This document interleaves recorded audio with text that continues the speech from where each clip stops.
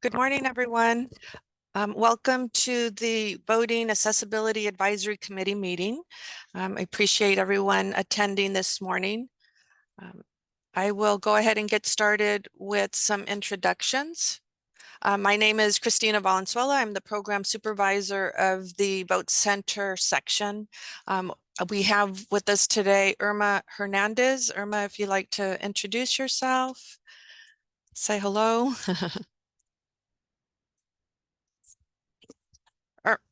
Irma, you're muted.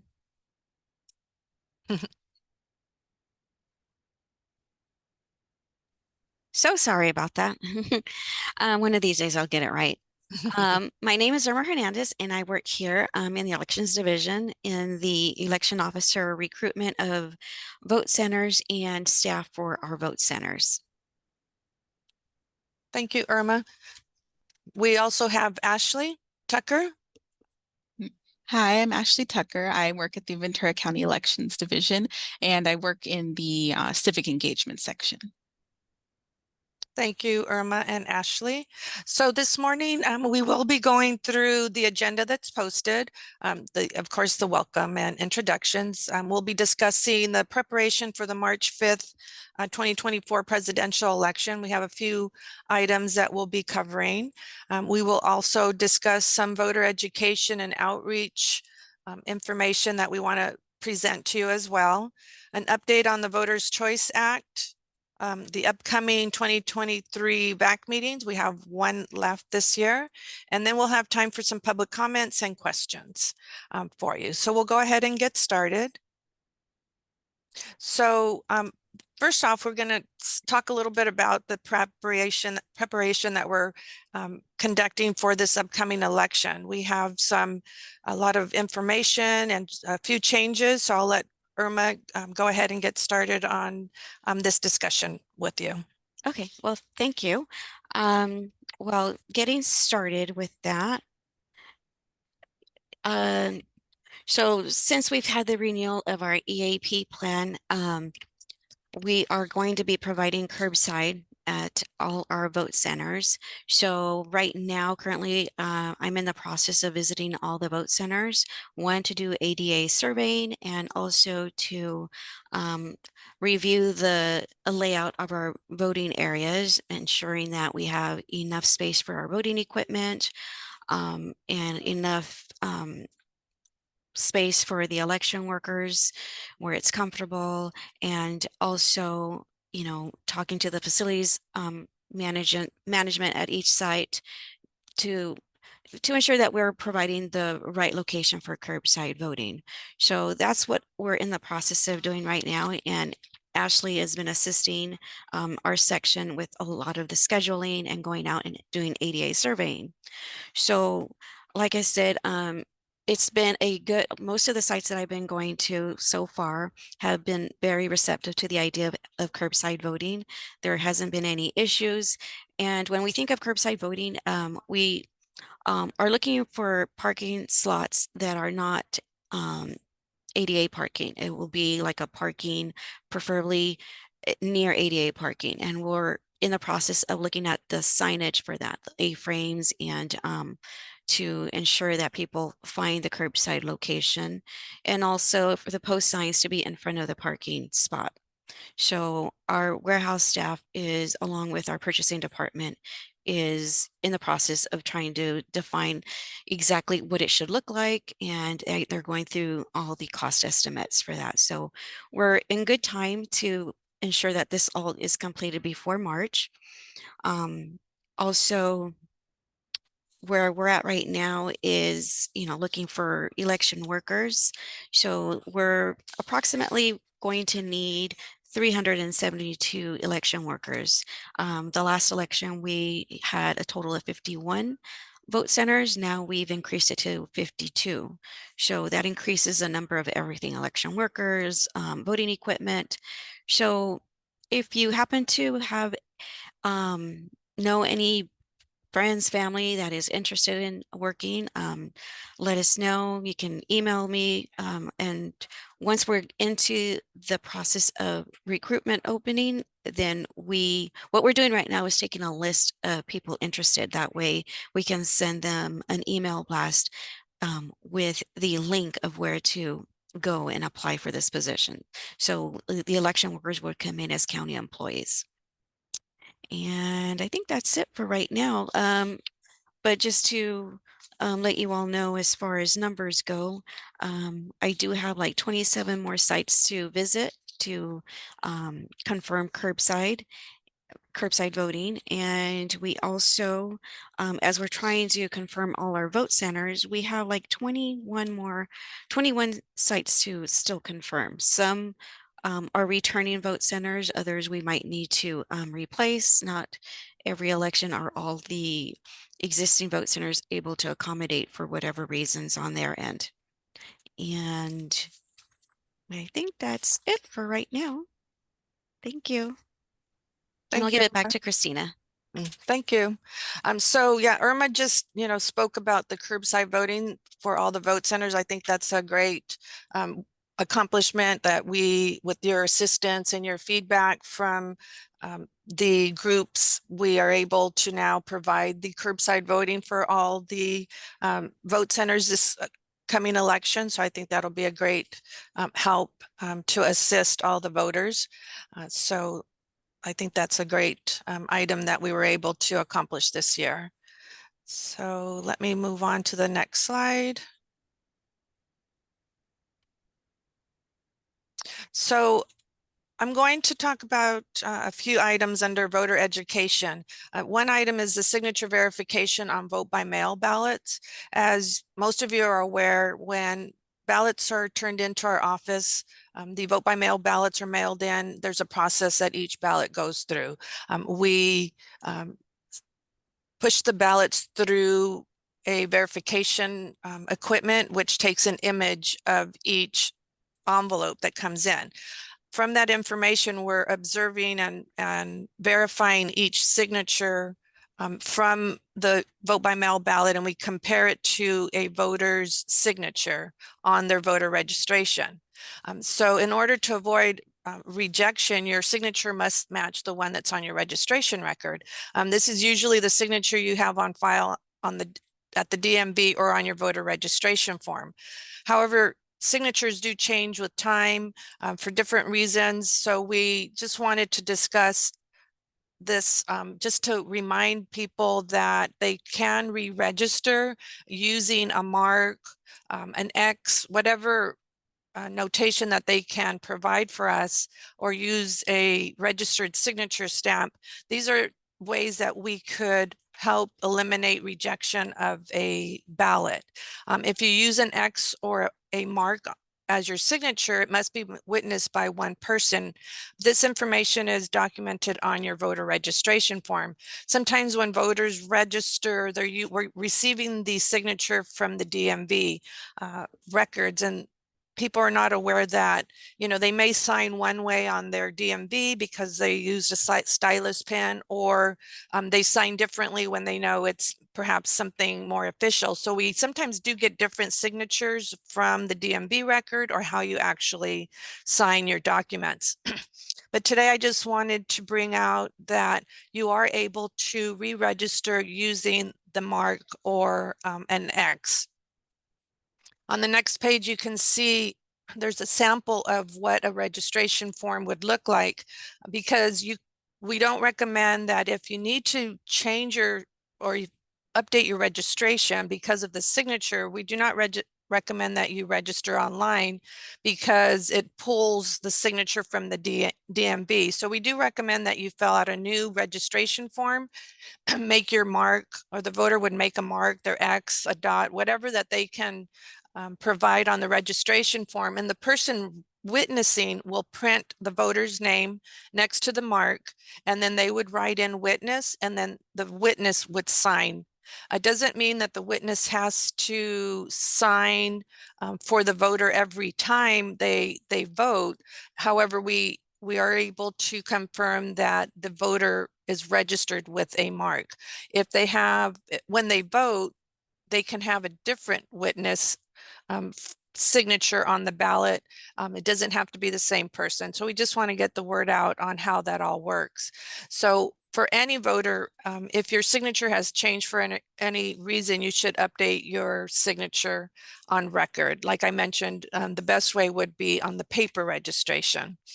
The application can be mailed into our office. Anyone can call in. We can mail a form out. We have registration forms available at city clerk's office, libraries, and different locations. But voters can call our office at any time, and we're more than happy to send out a registration form.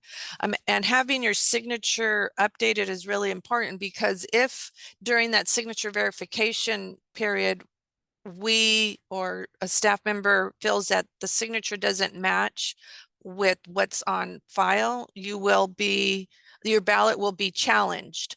A notification, a letter will be sent out to every voter who has their signature challenged. And at that point, we notify you, let you know that there's a discrepancy, that we weren't able to verify the signature, and we give you the opportunity to re-register at that time. We do have, more recently, we updated the letter. When we get a ballot that has a mark or an X, so now we send out a letter that's more for the need of the person who marked a ballot. It provides them with the registration and more instructions on how to update their registration. So that was it on this signature verification component. And I also wanted to bring up today that there's also an application to provide vote by mail ballots to a representative. Any voter who needs a replacement ballot, because all of you are aware that a vote by mail ballot is mailed to every registered voter in the county. However, if they misplace their ballot, for whatever reason, they need a replacement ballot, they are able to complete an application to request a representative to pick up their ballot. So the voter can authorize a family member or a neighbor, anyone that they, trust, to come in and pick up their ballot. They can do this at any time period between the 29 days before the election and election day. This application is available, so they can do this at a vote center. They would complete the application, which is also found online. They can pick up the application or complete the form, authorize someone to pick up their ballot. That representative would come into the office and pick up the ballot for the voter, and they do sign that they are under penalty of perjury, that they are going to have the voter vote their own ballot and return it to our office. So that's another option for some voters when they would like, they misplaced their ballot, or give them an opportunity for a replacement ballot. The next slide. The next slide, we're going to discuss outreach and get your feedback. And we have Ashley, who is the representative of the outreach and civic engagement. So she can go ahead and provide you some info on that. Great. Thank you, Christina. Hi, I'm Ashley. So our outreach group, we've been visiting some events over the summer. Most recently, we went to the Ventura County Fair. We did 5 days there, 5 weekdays. It was during the last week of the event.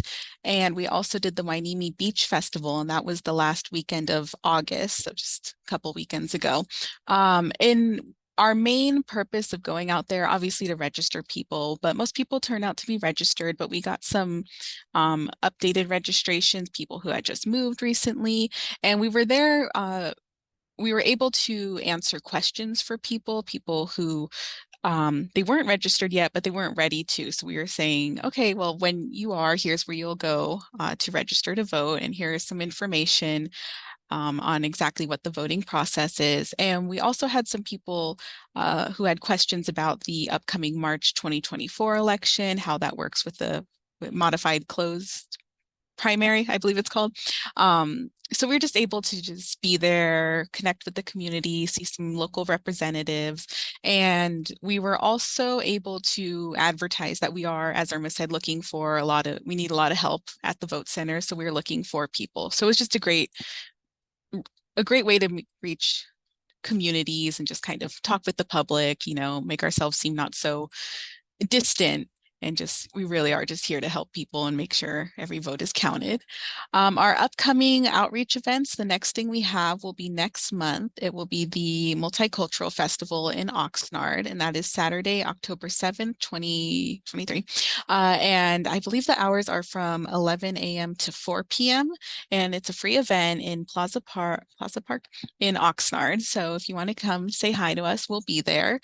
And then upcoming events, these aren't very much open to the public. It's just kind of what we're doing with our high school and youth initiatives. We will be participating in the September High School Voter Education Weeks. That is from September 17th through September 30th. And we have the goal of registering and pre-registering students, but again, also just answering some questions, whatever they may have about elections. It's great to engage with the kids that, you can pre-register when you're 16 and 17. They might be 14 and 15, but it's nice to get them still excited about it, about the process. Maybe they've heard about it from their parents, or they can, remind their parent, hey, an election's coming up. In April, we reached schools, let me think, a lot in Simi Valley, Oxnard, Camarillo, that area. This time we'll be going to schools kind of more further, Oak Park, Ojai, Ventura, which is nice. So we got a different set of schools, which is nice. So then we reach kind of throughout the county during this year. So I think it's pretty successful high school voter education weeks for this year. This week, we also have a Goodwill Mission Services workshop that we'll be doing. We'll just be going out and just having a voter registration workshop there just to inform the participants, who are going to range from ages 14 to 24, about registering to vote, how to eventually pre-register to vote, and just upcoming election information. So same kind of thing as what we've been doing at the festivals, just more concentrated, and it's a new experience for us, so that'll be nice. And then lastly, we installed a ballot drop box at California State University Channel Islands in August. So it is a code requirement that we have a ballot drop box or drop off location at every public university within our county jurisdiction. So we already had one at Ventura College, at Moore Park College, and at Oxnard College. So this is the last step in that. So we did it. So that's installed, and it will be available for operation for the March 2024 election. And it's in front of Placer Hall, if you know where that is. All right, next slide. And then for our Voters' Choice Act, EAP, or Election Administration Plan, we're renewing our VCA status early so we can spend more time concentrating on the 2024 elections. Currently, we've given our plan to the state and they're reviewing it. So we're just kind of in that last final stage of getting it finally approved. And one of the aspects of the EAP is that we will have workshops. We'll have one for the language community, and then we'll have two for the voters with disabilities community. We're having two workshops. One is via Zoom, and that will be January 18th next year at 2:30 p.m. So we'll send that out as the date gets closer. And we will also have an in-person workshop, and that will be January 25th at 10:30 a.m. And again, the invitation will go out as we get closer to the date. And that's it for me. Thank you, Ashley. So we do have one more meeting this year. That'll be held on Tuesday, December 5th. And I wanted to mention that we will be adding one item. Gabe did provide us an item for the next meeting. He mentioned, when I spoke to Gabe last week, he mentioned that he wanted us to discuss services available at vote centers for vote centers who use sign language service. So Gabe, I'm not sure if you're listening in today. However, I did ask Gabe, perhaps he can provide us with some information. He did mention that he's collecting information from other counties, so that would be helpful on what they're looking at, but we will definitely add that on the agenda for our next meeting. So if, oh, Gabe, you're Chris, there? yeah, Okay, I'm great. here. My idea was with that was just because it's helpful for folks to be able to know what services are currently being provided, and also to talk through some possible suggestions and ideas from voters, folks who might have leads on different technology or different services that might be really helpful for you all to look into. And so one of the services that we've seen in other counties is a video teleconferencing service that is provided through tablets at each vote center location.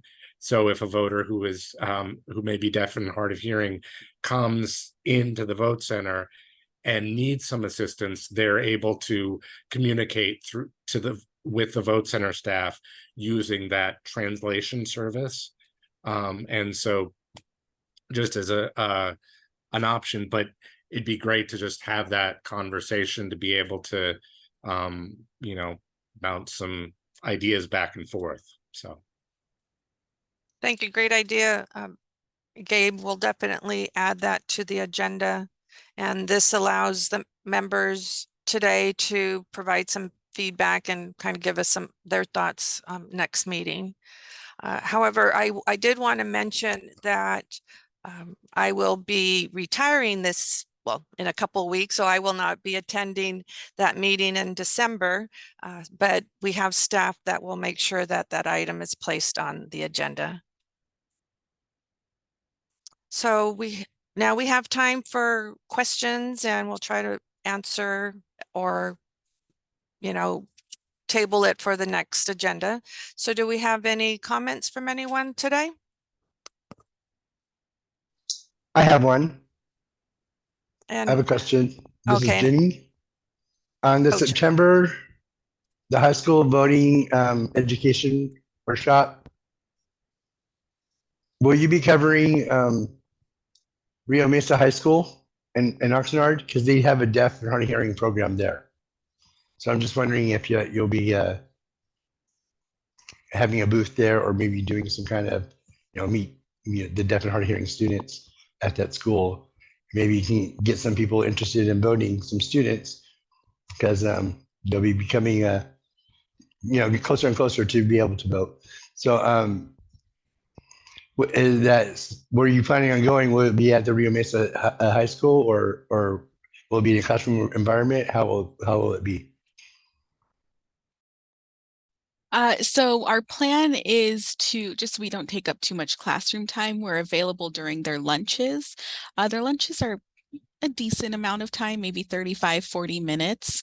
So we're just kind of there for a registration drive. The teachers that we are in contact with and the staff, they're super helpful. They kind of go around to the kids during lunch saying, hey, do you want to register? So they're really great. And then our staff goes out and tries to, students passing by, we go, hey, are you interested in registering? So we try our best.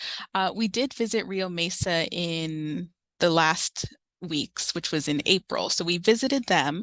But right now, some schools aren't responding to me, so I might have to do some repeats. So I'll put that on the list as a repeat school, which wouldn't be a bad thing, as long as we can say we did try every school. So I think that'd be a good one to go after again. If you have more, because I know your organization, if you have, any references or resources that we could have at our table too, that'd be really helpful. Yes, and I will send some information to you, Ashley, a person to contact also at the school. I'll get that to you for the deaf and hard of hearing program. So you can contact them and discuss it directly with them and have your booth. Thank you. Okay, thank you. Thank you, Jenny, for that recommendation. We'll definitely reach out to Rio Mesa again for this session. And Any I other? see Gabe has his Okay. hand up.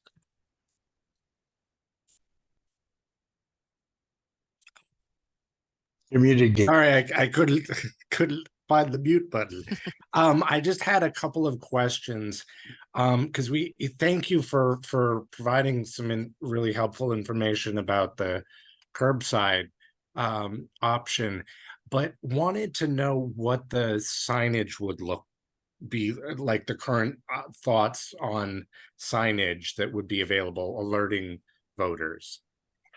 Well, what I've seen so far that we're working on is, you know how you see ADA parking signs, you know, the post, it's going to look very similar to that. It'll say curbside voting, and there will be a phone number there for the voter to call into. And as of right now, they would be calling into the elections office, and then our phone bank people would call the vote center to give the lead person at that site knowledge that there's someone outside needing curbside voting. Okay. So that involved the post signs, and also we're going to have a few A-frames. Some sites will require directional signage to get to the curbside, because all sites are unique the way their parking lots are structured. One I can think of right now is Poinsettia in Ventura. You know, there's like a little hill, there's like 3 different parking lots around. So as I've been visiting sites, I'm trying to accommodate the voters that would need curbside, and also the sign would have an ISA symbol on there, so they would know. And also trying to think of the election workers, not to bring them too far out from the voting area to that parking slot, and that there's enough lighting for the election workers and the voter. So, and just to make sure that everyone's safe as we're doing this process. And as we've, you know, exceeded in getting this all prepared, you know, they're ordering new vote by mail ballot bags that can be taken out to the voter's vehicle, so they can insert their ballot themselves in the bag. So there's just been a lot involved, and we're getting closer to, I'm not a part of that team in the ordering yet, but I think we're getting closer. And would there be, in addition to the signage that lists a phone number, is the thought to also include like those electronic bell ringers, or the electronic doorbells? That hasn't been brought up. I think we Okay. had some bells that we've had that they're kind of ancient. Yeah. So I right now think we're just looking at having the phone number. Some sites will, you know, depending on the site, if there's like a window, I'm trying to pick the best spot where the election workers can sometimes see from the inside through a window that there's someone there.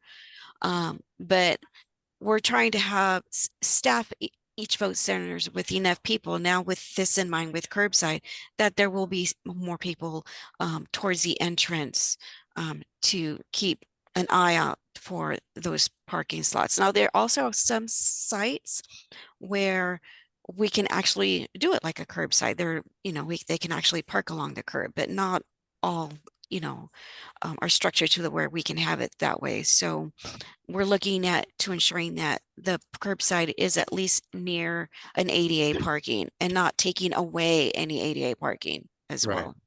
Well, and my only question about the ringer was if, you know, if the signage with the phone number is the primary way that you're gonna that folks can contact you all, maybe also including all of this information in the voter information packets that gets, the vote by mail packets that get sent out to everybody, just so folks are aware ahead of time, because folks who would really benefit and enjoy using the curbside option may not remember to bring their phone, or if they're traveling with somebody, they may not have a phone on them if they don't know that they need one.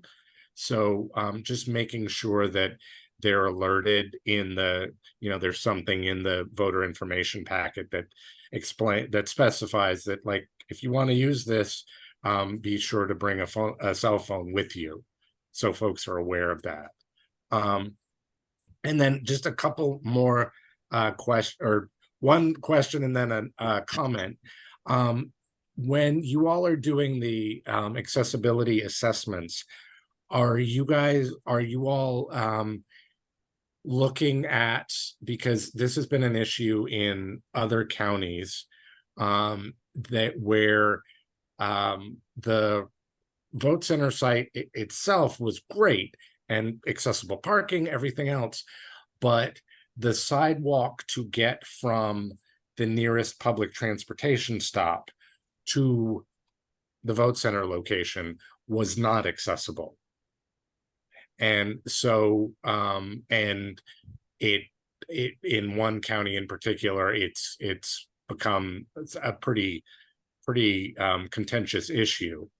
And so just wanted to kind of put that on your radar as maybe something to kind of be mindful of, and maybe though it doesn't require it, maybe kind of keep that in mind when you are going out and selecting these sites, just to know that folks who have particular disabilities may be coming via public transportation, and just doing a quick assessment from the nearest transportation stop to the vote center location.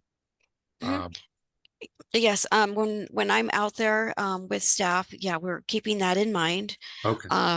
And also in the hopes that we do get some sites or the community to, where we try and find the best sites, but not all are open, to being a vote center this year. I can think of one that we've had for numerous years, Camarillo Library. It's great, but unfortunately they were unable to accommodate us this year at all. So when that occurs, we're having to look out at the community again. And, right now our goal is October. So if any of our VAAC members, want to make some recommendations, that's perfectly fine. But that's where we're at. But most definitely, when we do have a location that, is willing to host, we try to look at everything and make everything accessible. And it's great now that we have curbside voting, but you're right, there are some voters that, may still need to get to a vote center by public transportation. So of course. Yeah.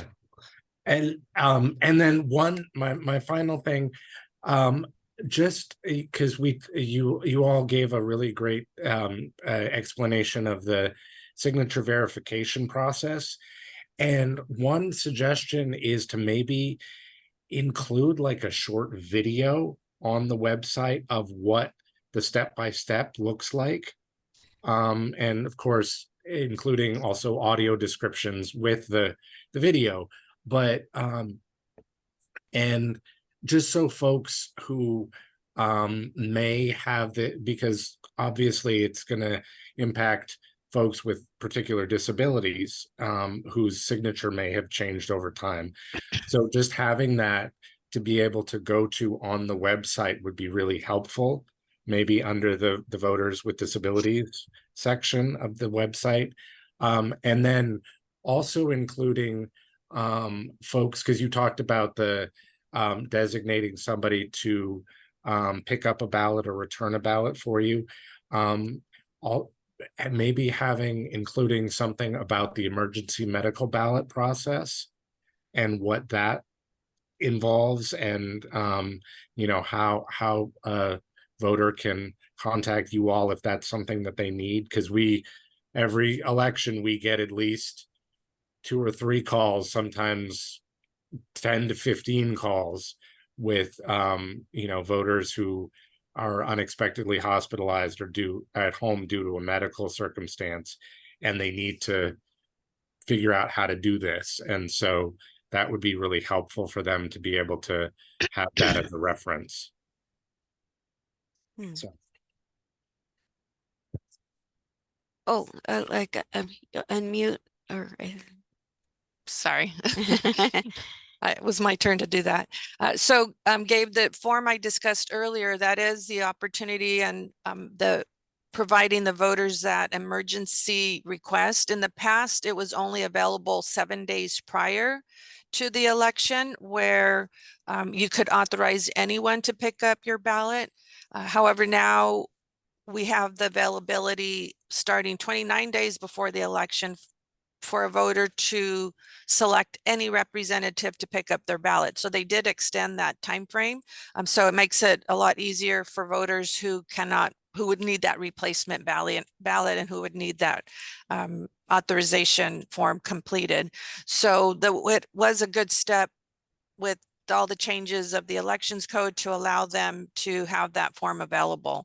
Like I mentioned before, we had that 7-day before, but now it's the whole 29-day period.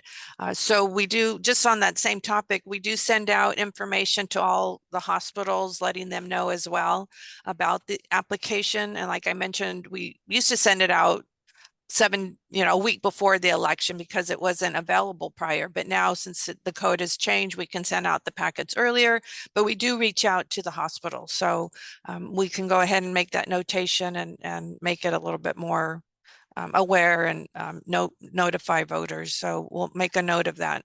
So thank you, Gabe. Just having like maybe in the voters with disabilities section of the website, just having a brief couple sentence description of the process, just so folks are aware that this is an option for them, because they may not. So right. Yeah. Thank you. Thank you.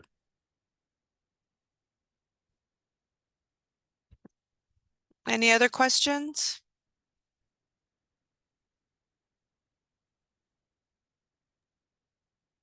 I don't see any hands. Okay, well, thank you everyone for attending our meeting this morning. We appreciate the support and all your suggestions. So we'll be looking forward to our next meeting in December. Thank you very much. Thank you. Thank you, Bye-bye. everyone.